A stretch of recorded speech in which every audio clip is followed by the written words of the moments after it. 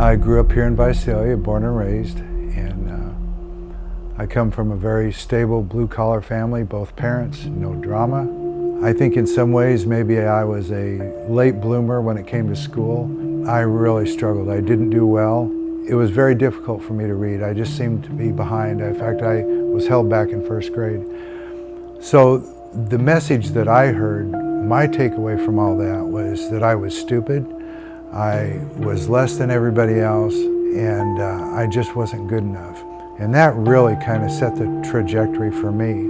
When I got into high school, I gravitated towards a pretty rough crowd. We drank on the weekends, we started experimenting with drugs, and for me, when I started drinking and using, I thought I had found the greatest thing since sliced bread. Everybody else, they kind of kept it on weekends, but for me, as often as possible and then every day. I ended up getting transferred from high school to continuation school.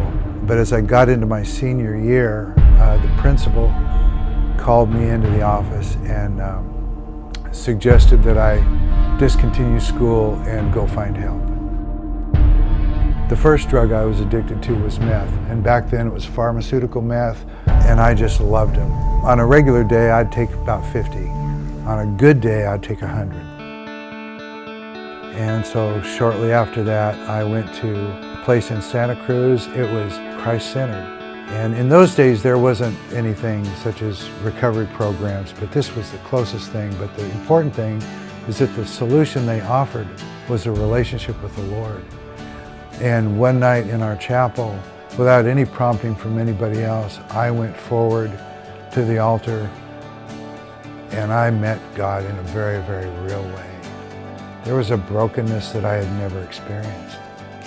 And God meets the brokenhearted. And He met me. He met me. And we are never the same once we have a genuine encounter with God.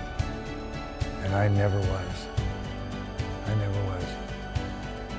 Even though I left and I went back to my old life, I was never the same. But the great thing about that, in the decades to follow, even though I stayed in that old life and never could get out, I knew where my hope would have to come from. I knew that there was a God. I knew He was real.